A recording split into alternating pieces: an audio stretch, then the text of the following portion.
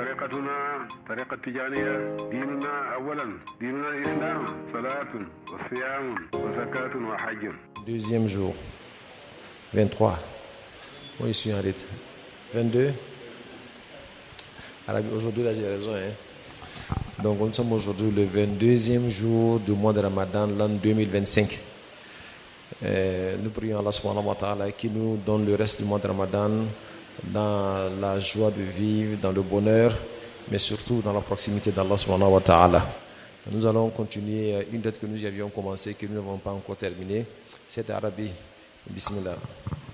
أعوذ بالله من الشيطان الرجيم بسم الله الرحمن الرحيم الحمد لله والسلامان على من لا نبي بعده وعلى آله حق قدره ومقداره العظيم ويروى أنه ما من صيد يصاد ولا شجر يقطع إلا بغفلتها عن ذكر الله لأن السارق لا يسرق بيتا وأهلها أيكاد بل على غفلة ونوم ولا بد من رفع الهمة عن الخلق لأن ذلك سيمة أهل التحقيق وأوصيكم بالمحافظة على الصلوات في الجماعة والاجتماع للوظيفة مع الأصحاب والدوام العمر للأحباب الذين معكم بامتثال الأوامر واجتناب النواهي ظاهرا وباطنا والتحريض على كل ما يقربهم إلى الله تعالى وكل ما يقصد رضا الشيخ واجتهدوا في فعل مأموراته وخدمته ومتابعته والاقتداء به وذلك علامة المحبة والمحب مطيع لمن يحب وعليكم بمواصلته وزيارته ومجالسته والسعي في مرضاته وقد قيل لرسول الله صلى الله عليه وسلم أي العبادة أفضل فقال الجلوس بين يدي ولي قدر بين يدي ولي نعم الجلوس بين يدي ولي قد رحل بشاة وأسأل الله تعالى متوسلا بسره وسر سره أن يفيد علينا وعليكم فيودات الختم التجاني ويمطر علينا وعليكم سهائب بركاته دائما سرمدا إلى يوم الدين والسلام. بارك الله الحمد لله رب العالمين. Alors c'était juste le reste de la lettre que nous avions commencé, que nous voulons terminer aujourd'hui, Inch'Allah. Alors donc la lettre dit ويروى أنه ما من صيد يصاد ولا شجر يقطع إلا بغفلتها عن الله. نعم. Aucun poisson n'est pêché. نعم. Aucun arbre n'est coupé, sauf en état de l'oubli de ces derniers-là. Allahu Akbar. Quand tu l'oublies Dieu, il est péché. Allahu Akbar. Quand l'arbre arrête d'invoquer Dieu, il est coupé. Non. Ça, ce sont les Ahlul Kashf qui le disent comme ça. Non. Ce qui veut dire que ce n'est pas seulement les êtres humains qui peuvent, Inch'Allah, se détourner de Dieu. Souvent même, les choses qui semblent inertes aussi peuvent se détourner. Non. Comment ça se fait? C'est eux qui le savent. Non. Alors, quand un poisson est péché, c'est que ce péché et ce poisson a arrêté d'invoquer Dieu, donc a oublié Dieu. Allahu Akbar. Quand un arbre est coupé, c'est que cet arbre également a arrêté d'invoquer Dieu. Voilà pourquoi on le coupe. Allahu Akbar. On ne coupe pas ces choses-là de manière fortuite. Allahu Akbar. Il y a une certaine énergie qui guide les gens à aller vers elle. Non. Alors donc quand ça arrive, c'est ce qu'ils sont en train d'expliquer, c'est l'état dans lequel on peut trouver ces choses-là dedans. Que ce soit le poisson, que ce soit l'arbre, et que ce soit tout ce que nous faisons dans la vie. Non. La compagnie de Dieu est une garantie. Quand tu es avec le président de ton pays, mais toi-même tu es dans une assurance. Tu sais que rien ne peut t'arriver. Wallahi. Tu rentres dans n'importe quelle boutique, tu sais que tu peux payer. Tiens. Parce que la carte du président là, ça c'est lié automatiquement qu'on appelle à la caisse noire du président. Là-bas, les milliards qui sont dedans là, c'est Dieu seul qui sait. Wallahi. Donc tu es avec comme ça l'homme le plus fort de ton quartier. Tu es sûr que personne ne peut te frapper. Non. Mais va imaginer quand tu es avec Dieu. Allahu Akbar. Donc celui qui est avec Dieu, rien ne peut l'arriver. Et c'est ça la leçon qu'il faut retirer. Et être avec Dieu, il y a des signes. C'est Mouda Wamato Zikr. Non. L'invoquer. Invoquer Dieu à tout moment. Si tu dis qu'il est dans ton cœur, et puis ça ne se fait pas ressentir sur ta langue, Albi Amasabati. Les gens qui vont rentrer au paradis, Il y a des gens qui voient Dieu par mois une fois. نعم Il y en a qui le voient par an une fois. نعم Il y en a qui le voient par semaine une fois. نعم Il y en a qui le voient tous les jours. Il y en a qui le voient tous les jours plusieurs fois. الله أكبر. Mais d'après le Ahlul Kashfi, il dit tous les temps que tu prends pour invoquer Dieu, tu fais ton wird de lazim, ton Non. wird de wazifa, tous ces temps-là, dans le paradis, tu vois Dieu en ces temps-là. Allah Parce que ce Akbar. sont les moments que tu avais consacrés à Dieu quand tu étais sur terre. Donc maintenant même que maintenant il n'y a plus d'obligation. نعم Les moments que tu faisais pour invoquer Dieu là, نعم si ces moments-là arrivent dans le paradis, ce moment-là aussi tu vois Dieu subhanahu wa ta'ala. الله أكبر. Donc il est important pour l'être humain d'avoir un bon moment où il s'assoit pour invoquer Allah subhanahu wa ta'ala. Wallahi. C'est très important. Et voilà pourquoi ils disent également que si tu te souviens seulement de tes prières et tu t'en fous de l'invocation de Dieu, نعم tu vas voir que jusqu'à présent ton cœur n'est pas noyé dans l'essence d'Allah subhanahu wa ta'ala. الله أكبر. La seule porte qui mène à Dieu, Non. c'est l'invocation de Dieu. Az-zikru babullah.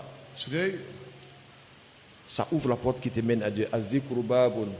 Ina yanfatuhu yuhyil quluba Non. wa minhu as-sadru yansharihu. Donc le zikr, c'est une porte. Toutefois que cette porte s'ouvre, ça vivifie ton cœur. الله Ça fait أكبر. que tu es tout le temps avec Allah subhanahu wa ta'ala. Et les bonnes choses de Dieu viennent s'installer dans ton cœur. نعم La connaissance et at-tafwid, tout ça là. Toutes les bonnes choses spirituellement parlant Non. ne s'obtiennent qu'à partir du zikr. Wallah. Le zikr dans l'esprit, Non. le zikr sur la langue. Et Dieu merci, nous on a eu un grand cheikh Ahmed Tijani, radiallahu ta'ala anhu, qui nous a éduqués à pouvoir invoquer Dieu dans la plupart de nos temps. Le Non. matin on le fait, le soir on le fait. Non. Et au-delà de ce qu'on appelle al-azkar ou lazima, on a des azkar ou al-ikhtiyariya dans lesquels aussi on invoque Dieu et tout ce que nous recherchons, c'est la face d'Allah subhanahu wa ta'ala. Et tous ces moments-là sont les moments de faveur pour toi dans le paradis pour voir Allah subhanahu wa ta'ala. Alors, il continue.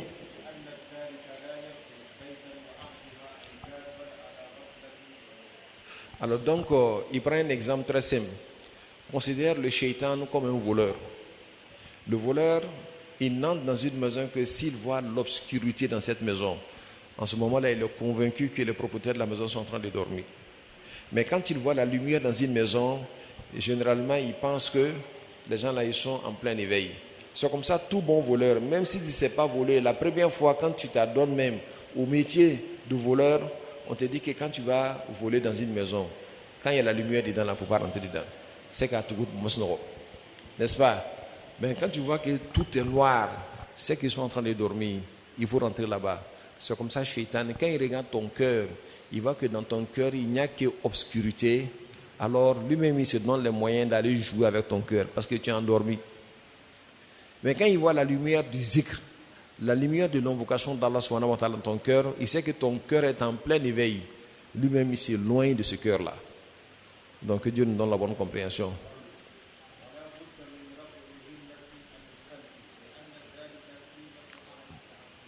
Alors il faut avoir une énergie spirituelle qui va au-delà même de la créature.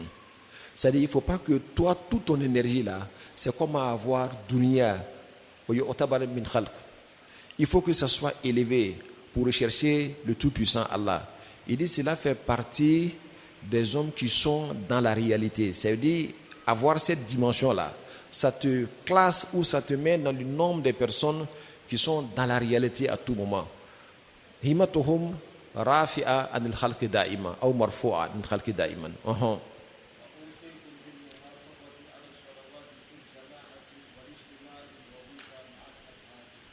Il dit, je vous recommande de faire la prière quotidienne en groupe et de faire la wazifa également aussi en groupe. L'un des mystères même pour faire la wazifa dans le groupe, il y a ce qu'on appelle al-adwa, la contagion. La contagion, si une seule personne est malade d'une maladie très contagieuse, la personne peut contaminer toute la ville.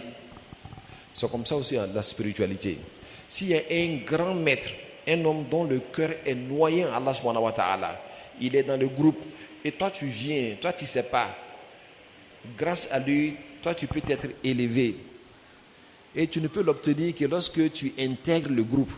C'est comme ça dans la prière, tu peux venir, toi ta prière n'est pas bonne du tout. Mais comme il y a une seule personne, que Dieu a accepté sa prière, à cause de lui, Dieu accepte toutes vos prières. Donc la prière en groupe, c'est une garantie. C'est comme ça aussi la wazifa. La adwa dans la wazifa, mais sans aucun doute, ça vient du prophète Mohammed sallallahu alayhi wa sallam. Il a atteint un niveau de spiritualité qu'aucun être ne peut atteindre. Et le prophète vient dans la wazifa. Certainement, il vous contamine, vous tous, de sa grande spiritualité. Si seulement les disciples le savaient, ils n'allaient pas jouer avec la wazifa. Et chaque matin leur a dit,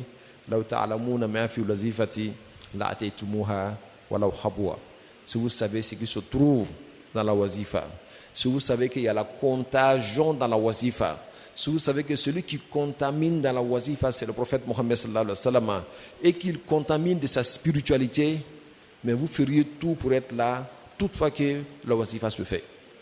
Que Dieu nous donne la bonne compréhension.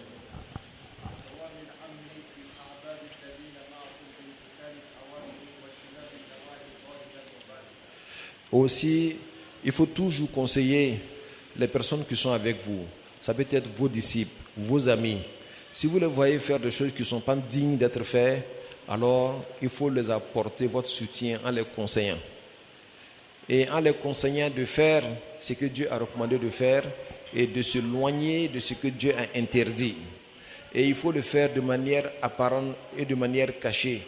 Ces personnes également doivent se conformer à cela. Il ne faut pas seulement se consacrer à être obéissant dans l'apparence alors que tu es désobéissant dans le cachet.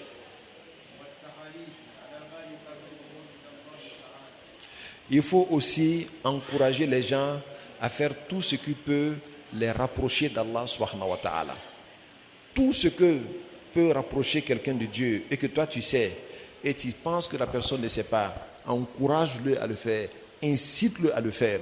Surtout s'il est ami avec toi, tu le vois dans des situations qui l'éloignent d'Allah subhanahu wa ta'ala, alors que tu peux le conseiller à faire des actions qui vont le rapprocher d'Allah subhanahu wa ta'ala, il faut le faire.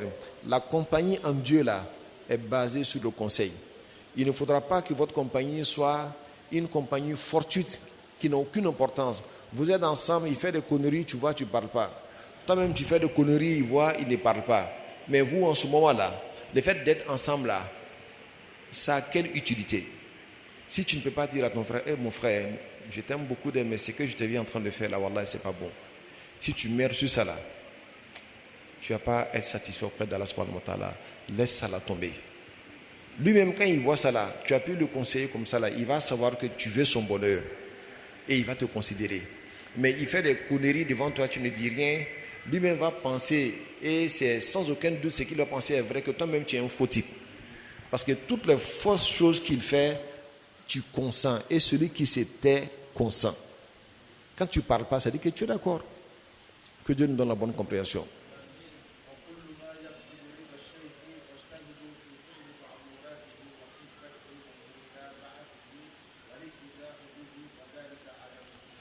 Il dit, il dit ici, il vous donne des conseils de faire tout pour chercher l'agrément du cheikh. L'agrément du cheikh. Il parle certainement du cheikh Ahmad Tijani. Et Cheikh Ahmad Tijani, là, sa voix c'est une seule fois. Fais ce que Dieu t'a dit de faire, laisse ce que Dieu t'a interdit de faire. Et celui qui suit cela, la personne suit Cheikh Ahmad Tijani. Et celui qui veut se sentir éloigné de Cheikh Ahmad Tijani, la personne n'a qu'à transgresser une loi d'Allah. Quand tu transgresses une loi d'Allah, Cheikh Ahmad Tijani est éloigné de toi. Donc tout ce que tu peux faire qui te rapproche de Dieu, en étant obéissant, ça te rapproche de Cheikh Ahmad Tijani et ça te donne l'agrément de Cheikh Ahmad Tijani. Et c'est la même chose, les nouab ou cheikh, les khulafa de cheikh qui sont avec vous, ils sont à la même place de Cheikh Ahmad Tijani. Cherchez aussi leur agrément en étant obéissant à Allah subhanahu wa ta'ala. Tu ne peux pas dire que toi tu es un khalif de Cheikh Ahmad Tijani et tu acceptes qu'on transgresse une loi de Dieu devant toi, tu ne dis rien. Et le disciple aussi, il doit pouvoir te respecter en respectant Cheikh Ahmad Tijani à travers toi. Et c'est très important, il y a un très grand mystère dedans.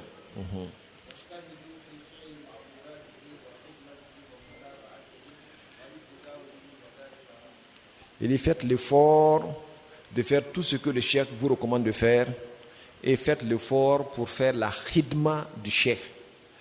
Et faites l'effort de le suivre et de faire de lui votre modèle. Al-iqtida'u bihi veut dire faire de lui votre modèle. Il dit wazalika alamatul mahabba. Il dit celui qui fait ça là, il aura prouvé le grand signe de l'amour. Celui qui veut aimer le cheikh, il respecte tout ce que le cheikh a dit et il fait tout ce que le cheikh a demandé de faire. Il essaie de faire du cheikh ton modèle parce que le cheikh pour lui n'est rien d'autre que celui qui représente Cheikh Ahmad Tidjani, et Cheikh Ahmad Tidjani n'est rien d'autre que celui-là qui représente le prophète Mohammed sallallahu alayhi wa sallam. Et celui qui parvient à faire ça là, c'est celui-là qui aime le cheikh. L'amour du cheikh, ce n'est pas des phrases qu'on dit dans la bouche. Nias au Don Bretagne. Est-ce que le travail là, ça correspond à ce que Cheikh Ibrahim Niass a enseigné? Chérif au Don Bretagne. Est-ce que le travail là, ça correspond à ce que Chérif t'a enseigné? Non, c'est dans ce moment-là qu'on dira que tu aimes le cheikh, tu aimes Cheikh Ahmad Tidjani, tu aimes le prophète Mohammed sallallahu alayhi wa sallam. Celui qui aime, en réalité, est respectueux de celui-là qui l'aime. Quand tu aimes quelqu'un, ce qu'il fait là, tu es respectueux vis-à-vis de ça. C'est-à-dire que toi aussi tu vas faire et tu es obéissant à ce qu'il te recommande de faire parce que tu l'aimes. Regarde même ta femme qui n'est même pas ton cheikh. Quand tu es trop fan, tout ce qu'elle dit, tu fais. N'est-ce pas? Hein?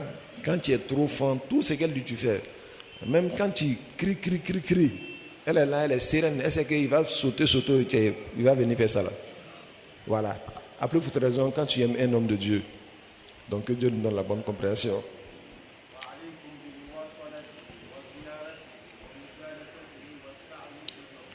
Alors ton cheikh là, alayka bi muwasalatihi, il faut toujours être avec lui, même par le téléphone. Si tu peux lui rendre visite, va lui rendre visite. Mais il ne faut pas couper avec lui. Wa mujalasatihi, comme ce que nous sommes en train de faire là, venir dans ses assises pour pouvoir profiter de sa lumière. Wa sa'yu aw wa sa'i fi mardatihi. Et tout ce qu'il recommande de faire, tu le fais de manière urgente. Ah, le cheikh veut ça là, je peux le faire. Il ne faut pas attendre qu'on te demande de le faire. Automatiquement, va le faire toi-même. C'est comme ça que les compagnons du prophète Mohammed étaient avec lui. Le wali dans sa communauté, il est comme le prophète dans sa communauté également. Donc que Dieu nous donne la bonne compréhension.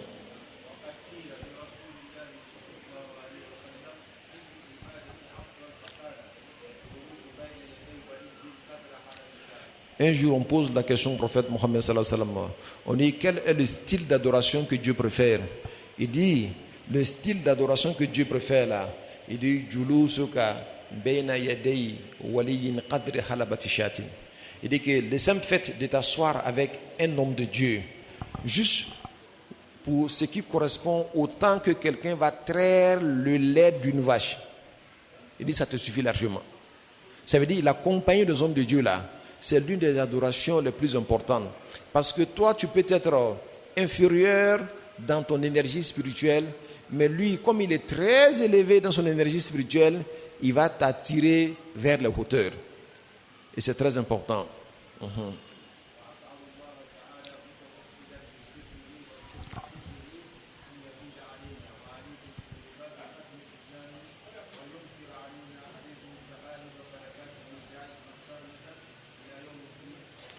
Et je prie Allah subhanahu wa ta'ala, tout en me cramponnant sur le mystère du prophète Mohammed sallallahu alayhi wa sallam, de Dieu subhanahu wa ta'ala, wa sirri sirrihi, et le mystère du mystère de Dieu. Le mystère de Dieu, c'est qui? C'est le prophète Mohammed sallallahu alayhi wa sallam. Le mystère du prophète sallallahu alayhi wa sallam, c'est qui? C'est Cheikh Ahmad Tidjani radiyallahu ta'ala anhu. An yufida alayna wa alaykum fiyudat al-khatmi Tidjani. Je prie Allah subhanahu wa ta'ala par ces mystères-là, que la lumière de Cheikh Ahmad Tidjani, là, je prie Dieu, que Dieu les fasse descendre dans votre cœur. Wa yumturu alaykum alayna sahaïba barakatihi, et il fait descendre la pluie de sa baraka dans notre cœur, da'iman sarmadan, toujours ila yawmiddin, jusqu'à la fin des temps. Wa akhiru da'wana Allahumma salli ala sayyidina Muhammad al-Fatih lima ughliq والخاتم لما سبق ناصر الحق بالحق والهادي إلى صراطك المستقيم وعلى آله حق قدره ومقداره العظيم صلاة تفتح لنا بها أبواب الخيرات والتيسير وتغلق بها عنا أبواب الشرور والتعسير وتكون لنا بها وليا ونصيرا أنت مولانا فنعم المولى ونعم النصير